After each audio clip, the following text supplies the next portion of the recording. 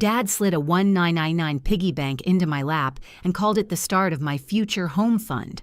2 crumpled singles rattled out while Sophie jingled the keys to her brand new BMW under the tree lights. The bow on her hood probably cost more than my entire Christmas. I stared at the plastic pig's hollow smile, felt the room shrink around me, and in that moment, something inside me broke. The living room smelled like store-bought pine and warmed sugar, the kind of cheer that comes with a barcode. Tinsel hissed softly where the baseboard heater blew, and the tree lights blinked with a confidence I didn't feel. Sophie twirled the BMW fob between her fingers, a little chrome planet orbiting her manicured sun, while our parents watched as if she'd cured something. My lap, by contrast, held a $1.99 plastic pig with a smile that didn't know any better. 2 singles rattled out when I pulled the stopper, weightless as a shrug. People think favoritism is a single moment, loud and undeniable. They don't understand it's a climate. It starts as a draft under a door and becomes weather, your seasons, your sky. In our house, the forecast always favored Sophie. When I was 5, her birthday had a real pony and a cake shaped like a castle, with sugar windows that glittered in photos. Mine had a grocery store sheet cake that apologized in icing. "Your sister needs the social stimulation," Dad said, his hand already reaching for the checkbook. "You're so independent, Claire." Independent was a ribbon they tied around neglect and called it a virtue. I walk past the wall of frames and the narrative they've curated. Sophie in Italy, with pigeons lifting off like choreography. Sophie under theater lights, frozen mid-turn. Sophie in a sweatshirt from a college she didn't finish, looking domesticated by luck. I appear in the margins, an elbow at the edge of a frame, a cap and gown blurred by motion, a science fair ribbon half hidden behind a homecoming corsage. It's not that I wasn't there. It's that, in this museum of family, I was labeled miscellaneous. In the bathroom, I hold the marble counter and try to force tears like a faucet that's rusted shut. The mirror is clinically honest. It keeps showing me a woman who trained her face to be a neutral surface. There's a weight in my sternum that makes breathing an isometric exercise. If grief had a sound, it would be the hum of the fan above me, relentless and boring, the opposite of cinematic. Through the door, their voices drift up like clinking glasses. Reliable image is everything for clients, Mom says. In her mouth, image is a sacrament. It sanctifies the car in the driveway as a career necessity and my Toyota as an aesthetic problem. That car, my faithful, dented, oil-changed in parking lots Toyota, has more history with me than anyone in this house. At 19, I drove it to a campus where I cleaned the cereal aisle from 5 to 7 a.m. and solved statics equations from 8 to noon. I learned the language of forces and failures, how beams carry loads, and sometimes hand them off when they can't. I learned the shape of my family in the same way, where the weight was and why it always ended up on me. When I asked about help with tuition, Dad said, "We're encouraging Sophie to discover her passion in Europe." It came out like a weather report. The front is moving east, the rest of us should dress accordingly. Flashbacks arrive uninvited and too specific. The blue ink of a note Mom tucked into Sophie's suitcase. "Find yourself, baby. We believe in you." The note I got, taped to a lunch, practical and short, "Don't forget your calculus packet." My valedictorian speech began. Sometimes the scaffolding is the story and ended for an audience of other people's parents, because mine were cheering at Sophie's away game. "We'll watch the recording," Mom promised. They never did. The tape lived on my dresser like a sealed organ donation card. Good intentions rarely leave their envelopes. I unwrapped the Christmas gifts. I brought leather briefcase Dad admired in the window, silver bracelet Mom let linger on her wrist in a boutique, the camera lens Sophie mentioned, without looking at me. As I lay them under the tree, I recognize the choreography I perform generosity, so no one has to notice the imbalance. Self-respect in our house is a backstage prop.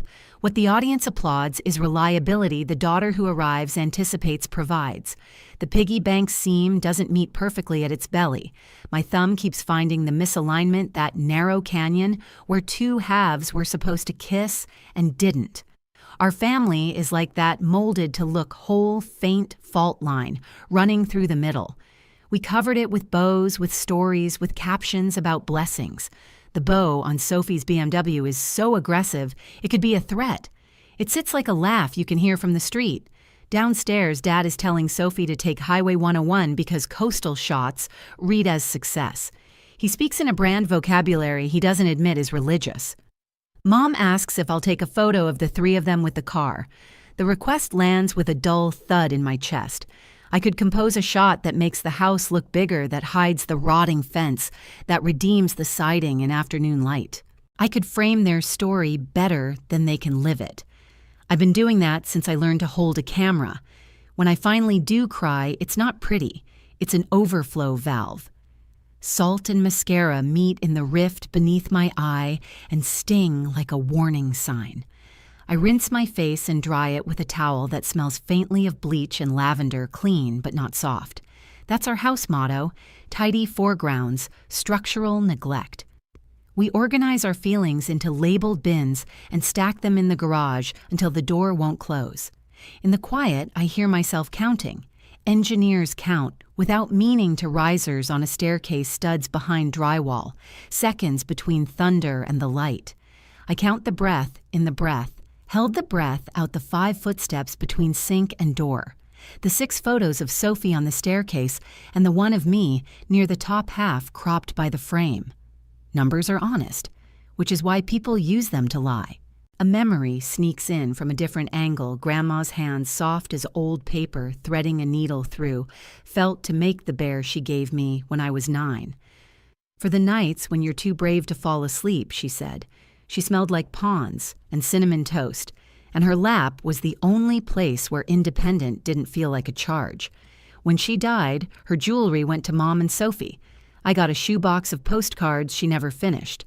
I love them more than the stones. Back in the hall, I pass the thermostat and want to set it to a temperature where truth can survive. On the credenza sits a bowl of red glass ornaments. In my mind, one of them is hollow enough to swallow a scream. I'm not dramatic by nature. I believe in loads and limits and the ways good design keeps both in conversation.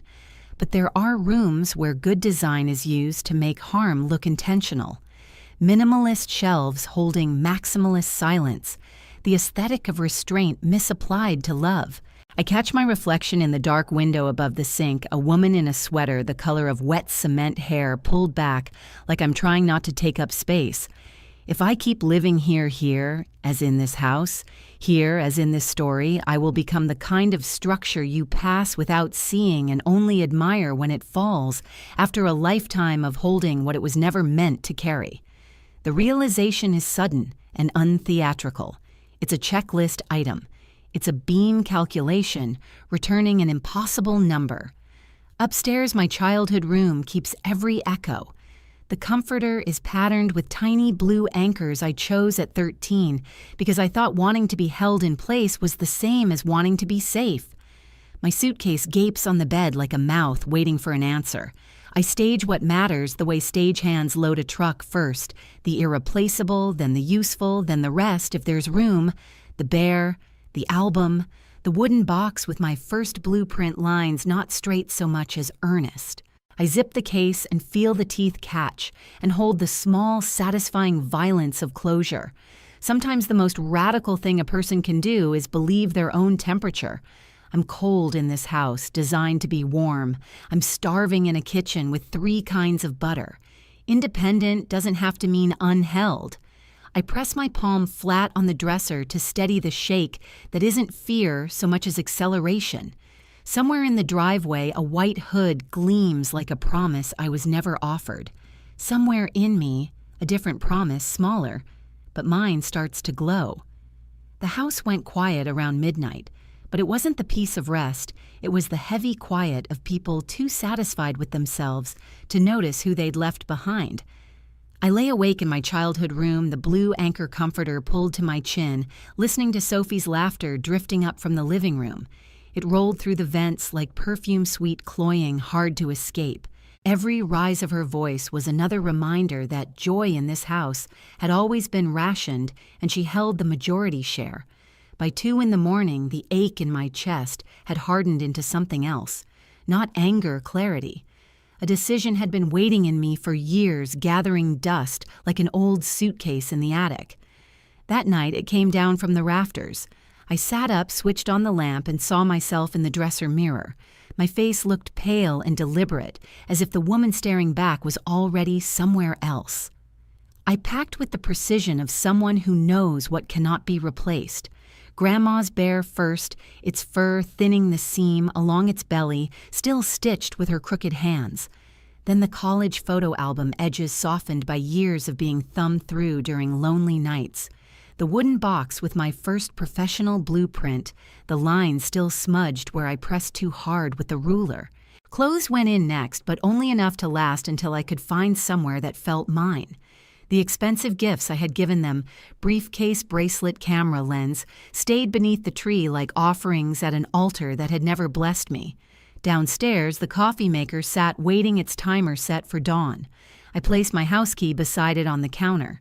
For years, I had carried the silent hope that one day, if I tried hard enough, if I gave enough, if I endured long enough, they would look at me and finally see. But that key had never opened their hearts, only their expectations. Leaving it behind felt less like abandonment than honesty. By 3:42 a.m., the Toyota hummed awake in the driveway. The air outside bit through my sweater sharp with December frost, but the car heater worked like an old friend, slow to warm but steady once it got going. I eased out of the neighborhood, the street lamps bending into halos through the first flakes of snow. The BMW sat parked under the glow of the porch light red bow, still glistening in the dark. It looked like a monument to the life I was expected to applaud. I didn't look back. Highways at that hour are their own country. Semi-trucks thundered past, spraying curtains of slush onto my windshield. For 3 seconds, I was blind heart thudding until the wipers cleared a path. My hands shook on the wheel, but not just from fear. Each mile marker felt like a bead slipping off a rosary, prayers I'd never been granted falling away.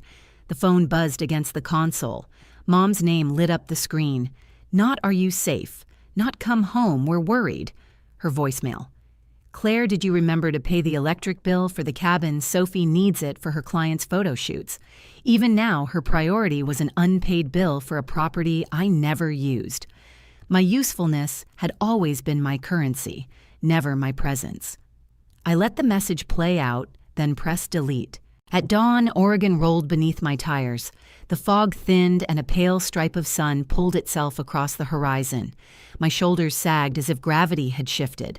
For once, the silence in the car wasn't absence, it was relief. Still, memories crashed like waves. My valedictorian speech delivered to empty seats. The smell of burnt coffee in the dorm kitchen where I spent Christmas alone writing structural calculations, while Sophie posted photos from Aspen. Dad's voice on the phone saying, "Your sister needs encouragement you've always managed on your own." Mom's soft coo whenever Sophie failed. She just needs time to figure herself out. My victories were invisible. Her stumbles were sacred. By 7, I crossed into California. The sign stood like a witness, "Welcome." I pulled over at a small roadside diner, the neon open, flickering against the snow. Inside, the air smelled of bacon grease and old coffee warm enough to thaw my frozen bones. A waitress with silver-streaked hair poured me a mug without asking. Her name tag read, "Gloria." "Rough night?" she asked. I gave a half smile, embarrassed by the melodrama already welling in my throat. "Rough life." She didn't flinch. "Honey, I've been serving coffee for 40 years. I know heartbreak when I see it. Family or boyfriend family." Gloria nodded knowingly, sliding me a menu. "Blood makes you related. Love and respect make you family. Don't let anyone tell you different." Her weathered hand brushed mine, steady and sure. "The special's good today. Comes with extra bacon." I wrapped my hands around the mug, letting the warmth seep into me. Her words echoed louder than the clatter of dishes or the hiss of the grill. "Blood makes you related. Love and respect make you family." It felt like someone had finally translated my entire life into a single sentence. As I sat in that booth, my phone lit up again. Not my parents this time, Monica.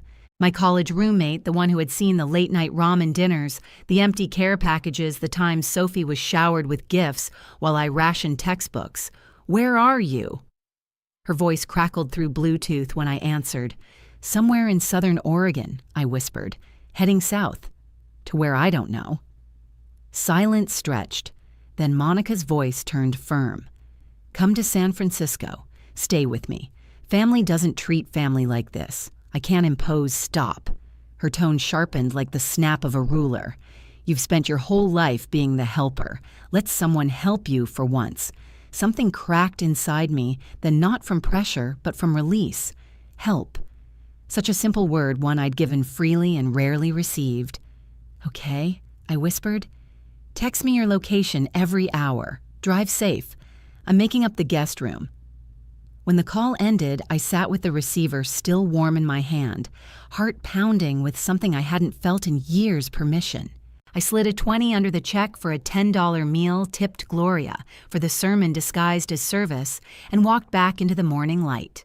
The Toyota coughed, then steadied wipers brushing away the last of the snow. Each mile south felt like chipping mortar from a prison wall exposing the daylight that had been waiting all along. By the time I hit Redding, I'd silenced every notification from Mom, Dad, and Sophie. My phone finally stopped vibrating with their manipulations. The quiet in the car was heavy. Yes, but this time it belonged to me. San Francisco didn't welcome me with trumpets or banners. It greeted me with fog, thick enough to make the Golden Gate look like half a bridge reaching into nothing. But that suited me. I wasn't arriving to be celebrated. I was arriving to disappear from the script my family had written. Monica's apartment sat in the Mission District painted terracotta with climbing ivy that looked like it had chosen to stay, not been planted. When she opened the door, she pulled me into a hug so fierce I almost forgot how stiff my body had become. You look like you've been carrying a mountain, she murmured. I left it on their kitchen counter. I said, surprising both of us with the bite in my voice. Her spare bedroom was modest, a futon against one wall, a dresser that creaked when open sunlight pooling on the terracotta paint. But the first night I lay there, I felt something strange, a silence without judgment, no footsteps creaking to remind me of where I stood in the hierarchy, no sister's laughter through vents reminding me of my secondary role, just quiet, owned, and whole. The next morning, I opened my laptop, heart-thudding. My cursor blinked on a blank email draft addressed to my supervisor, Mr. Sanderson. For years, I had worked late nights signed up for the projects no one wanted, shouldered loads that bent younger engineers in half. I'd been waiting for my parents' recognition, but the truth was the professional world had already seen me. I just hadn't let myself believe it. Dear Mr. Sanderson, I'm writing to request a transfer to the San Francisco office effective immediately. My finger hovered my stomach tightening as if I were doing something scandalous, not professional. Then I clicked send. 3 hours later, the reply came approved. Welcome to the SF team. That was my first silent strike. No grand announcement, no pleading for support. Just a new chapter I opened myself. Monica celebrated with cheap champagne and takeout tacos. To Claire, she toasted finally building something for herself. The bubbles prickled my throat. For once, the praise didn't feel like a setup for guilt. Still, the ache lingered. I found myself awake at night, the ceiling above me an empty blueprint. The word favoritism echoed until it made me dizzy. That's when Monica slid a business card across the table one morning.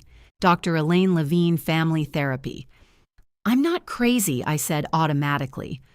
No, Monica replied, eyes steady, but you've been carrying a wound so long it thinks it's part of your skin. Dr. Levine's office smelled like lemon polish and old paperbacks. She wore glasses on a beaded chain and spoke slowly as if each word needed to be measured before release. For weeks, I struggled to speak at all. Then one session, the word slipped out favoritism, and I nearly choked on it. The syllables tasted metallic, like coins left too long in your mouth. And how did that make you feel, she asked. Like I was worth exactly $2, I answered. Her silence gave me room to finally believe my own sentence.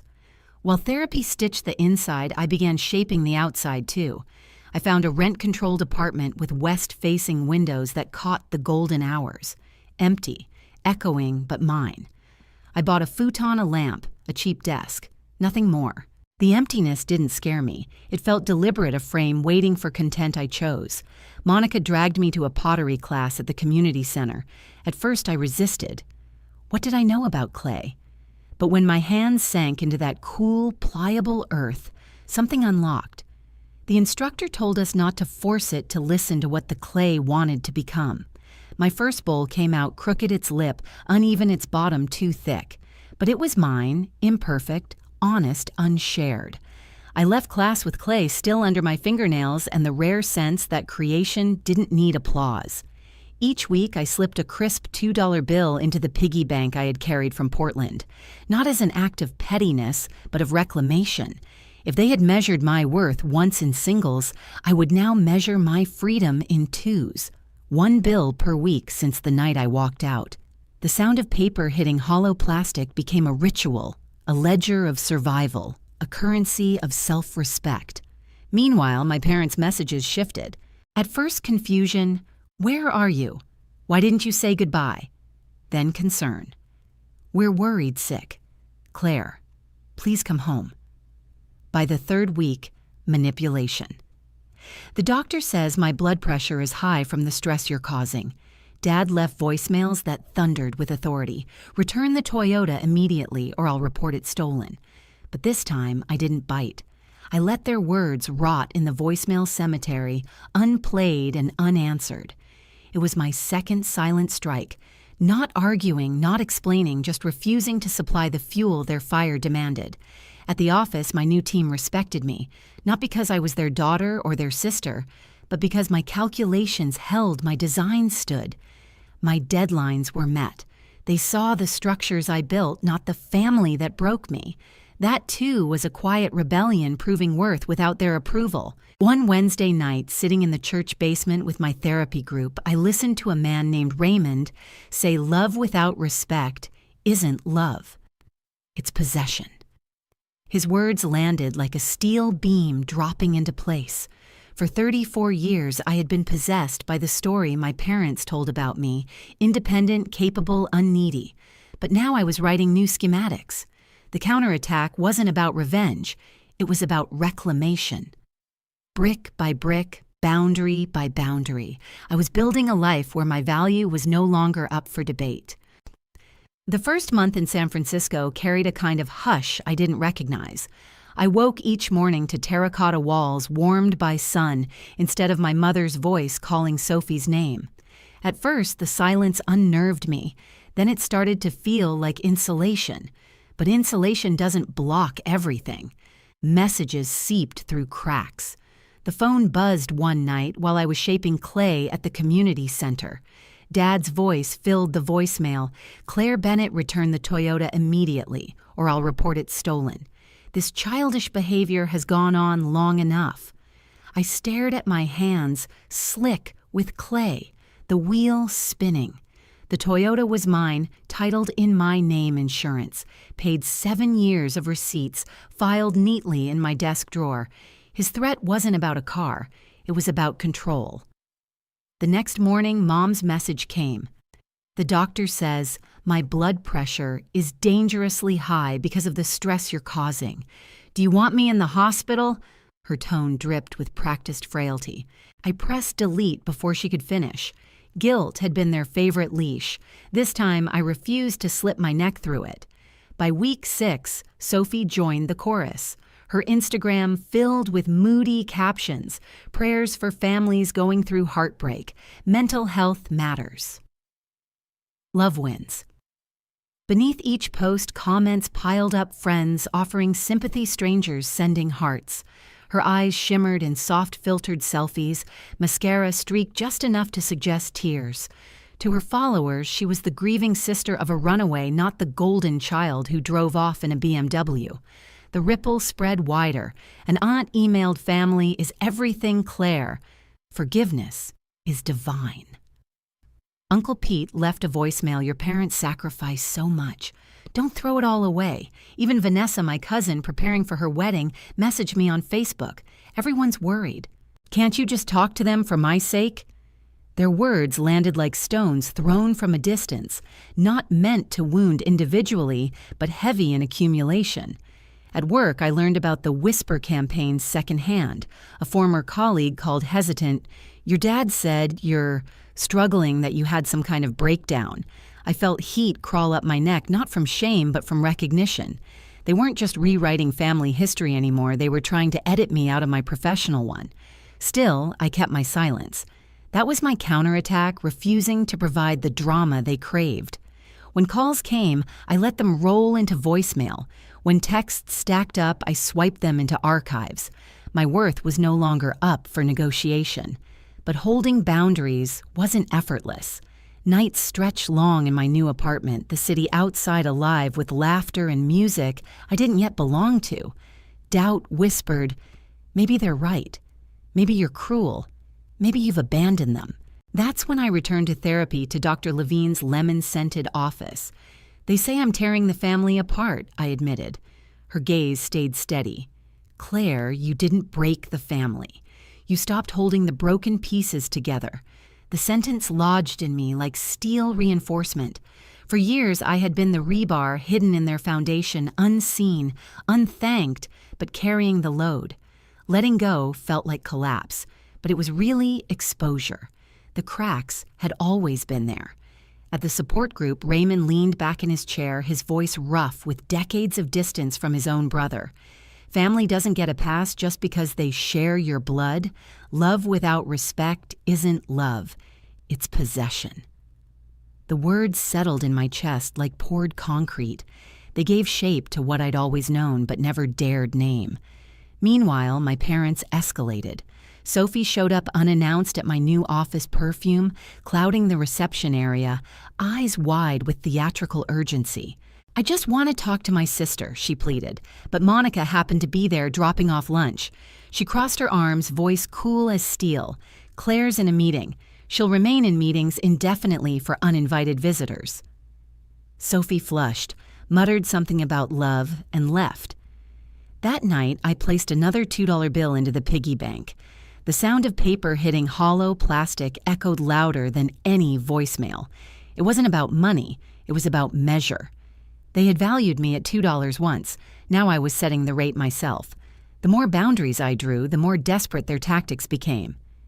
Dad's next voicemail thundered, "We're selling the house. Do you want that on your conscience?" Mom's email dripped with martyrdom. "You've always been so strong, Claire. Why can't you carry us a little longer?" Sophie texted at 2 a.m. "You've ruined everything. Hope you're happy." I read each message once, then deleted it. Not because it didn't hurt, it did, but because their words no longer deserved a permanent address in my mind. One evening, shaping clay into a vase, I pressed too hard and the wall collapsed inward. The instructor, a silver-haired woman with paint-smeared overalls, leaned over my shoulder. "Don't force it." Clay remembers. So does the body. So does the heart. Every collapsed wall, every warped piece, proof that pressure leaves a mark, but also that you can reshape, rebuild, begin again. By the end of that class, I carried home a crooked vase with a jagged lip. I set it on the windowsill where sunlight hit it golden at dusk. To anyone else, it looked broken. To me, it looked honest. The power struggle wasn't about winning them back or proving them wrong. It was about refusing to play their game. Each voicemail unanswered, each boundary kept each dollar bill slipped into the piggy bank that was me choosing myself over their story.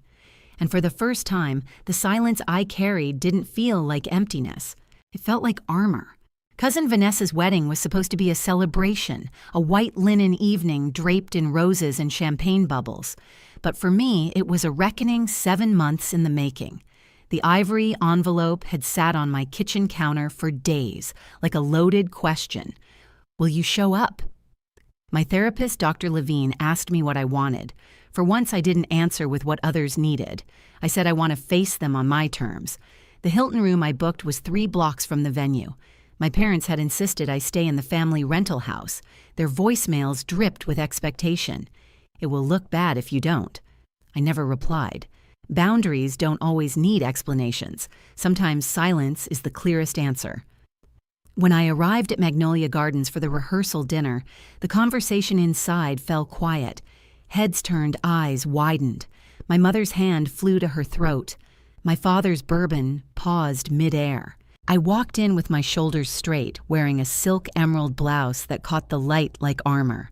The woman who had walked out with a suitcase on Christmas morning was gone. In her place stood someone whole. Sophie approached first, a smile tugging at her lips but not reaching her eyes. "You look amazing," she said, hugging me lightly. Her perfume was expensive, but her voice cracked with strain. I stepped back, keeping space between us. "How's the BMW treating you?" I asked, calm as if inquiring about the weather. Her gaze darted away. "I had to trade it in. Payments were too much." She forced a laugh. "Got a Honda. More practical, you know." The mask slipped just enough to reveal the cracks. For the first time, pity rose in me, not the heavy, self-sacrificing kind, but compassion, without rescue. Later during cocktail hour, my father cornered me near the bar. "Family sticks together, Claire, no matter what."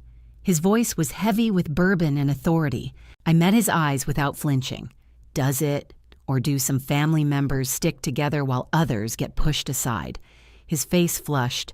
"We've always supported you. $2 in a piggy bank." The words left me soft but sharp, a blade wrapped in velvet. His mouth opened, closed, then he turned away. In the ladies' room, my mother appeared, mascara thick at the corners of her eyes.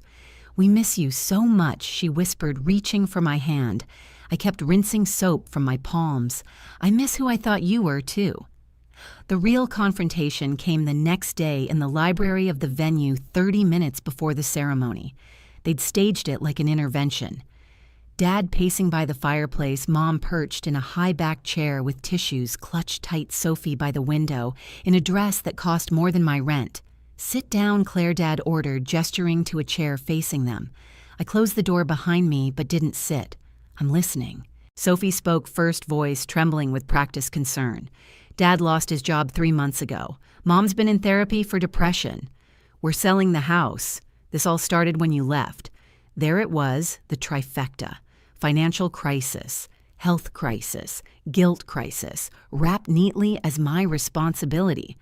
"I'm sorry you're struggling," I said evenly, "but those are consequences of choices you made long before Christmas." Dad's face turned crimson. "Don't you dare," I cut him off, placing a leather-bound album on the table. I brought something. Page by page, I laid out the evidence, Sophie's elaborate birthday parties beside my modest ones, vacations abroad for her thrift store, holidays for me, letters of effusive love addressed to her, practical reminders to me. The financial records followed my student loans, stacked against Sophie's fully funded education. Mom rose to her feet, voice trembling. "We didn't have money when you went to college. Things changed later." "No," I said, calm but unyielding. "Dad's promotion came when I was 16. Grandma's inheritance came before my freshman year. You had money. You just chose not to spend it on me." The room grew heavy with silence. My father muttered, "You were always so capable. You didn't need help. Being capable doesn't mean I deserved less love." My voice shook, but held steady. Being responsible doesn't mean I should carry everyone else's burdens. I reached into my purse one final time and pulled out the plastic piggy bank. The hollow thud of it hitting the table made Sophie flinch. I removed the stopper, and dozens of crisp $2 bills spilled across the wood, scattering like leaves. For every week since I walked out, I've added one. Not as punishment, but as proof. This is what you thought I was worth. This is what I've reclaimed for myself. Sophie picked up one of the bills, turning it in her fingers. Her voice was quiet, stripped of performance. "I never realized how it looked from your side. They never taught me to stand on my own. I don't know how." Her words hit me like a soft blow, unexpected, almost tender. 7 months ago, I would have rushed to fix her life. Now I placed a hand lightly on her arm. "That sounds hard, Sophie. I'm sorry you're going through it, but I can't fix it for you." Tears welled in her eyes, and for once, they looked real. I turned back to my parents.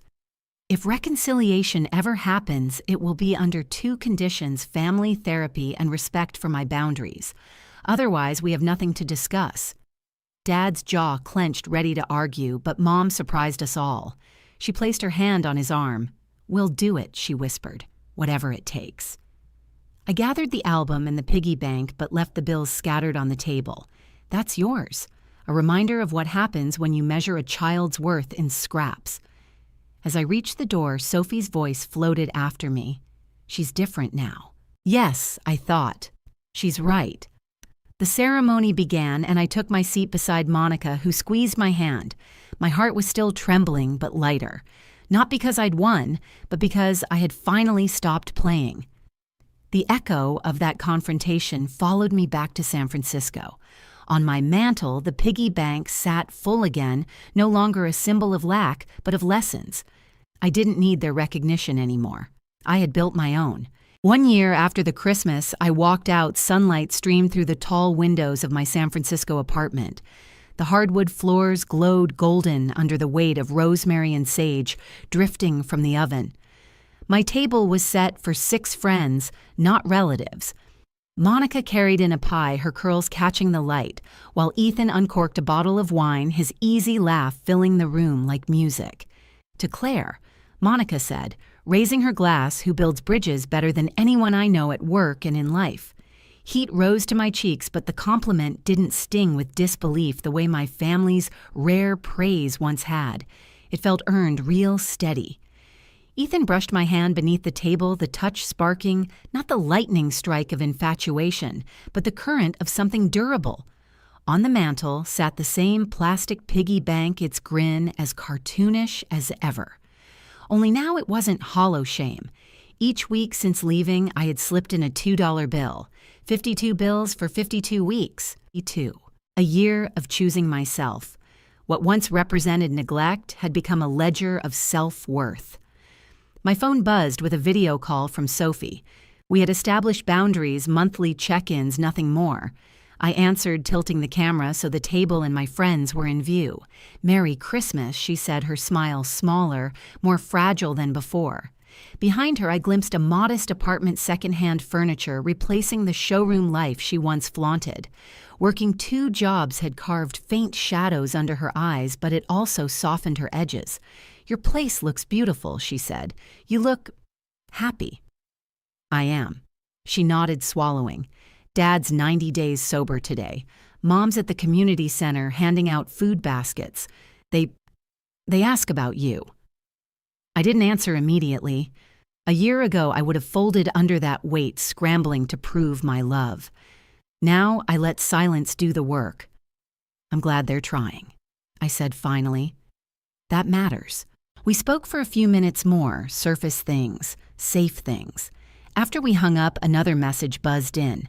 A photo from my mother, my childhood dollhouse freshly dusted with paperwork beneath it. "Found this in the attic. It always belonged to you." For a long moment, I stared at the screen, breath caught. A symbolic inheritance, late but undeniable. After dinner, as friends helped clear plates and laughter still echoed in the room, I stepped onto the balcony. The bay stretched before me, bridges twinkling like constellations made by human hands. Buildings I had helped design etched the skyline in steel and glass, proof that my work had weight permanence meaning. Ethan joined me, draping a blanket across my shoulders. "Deep thoughts," he asked. "Just gratitude," I said softly. "For realizing worth isn't something anyone can give me. It's something I claim by refusing to accept less." Through the window, the piggy bank was visible on the mantel, no longer mocking, but luminous in its absurdity. It reminded me that sometimes the smallest betrayals reveal the largest truths. That night, when the last dish was washed and the apartment fell quiet, I held the dollhouse photo in my hands. I didn't cry. I didn't rage. I simply breathed, steady and full, like a structure built to last. The echo of my father's words, "You've always been so capable," no longer cut. They had been right in a way they never understood. Capable enough to walk away. Capable enough to rebuild. Capable enough to stand finally on the solid ground of my own making. Christmas lights blinked outside my window. soft and unassuming. No giant bows, no hollow ceremonies, just the glow of a life I chose piece by piece, week by week, $2 at a time. And for the first time, it felt like home. Have you ever felt like the invisible one in your own family, the reliable child who got scraps while someone else got the spotlight? Share your story in the comments below. I read every single one, and you're not alone. If this journey resonated with you, hit that like button. It helps more people find these stories. And don't forget to subscribe so you don't miss the next chapter of family betrayal and silent revenge. Turn on notifications because trust me, the echoes of these stories only get louder.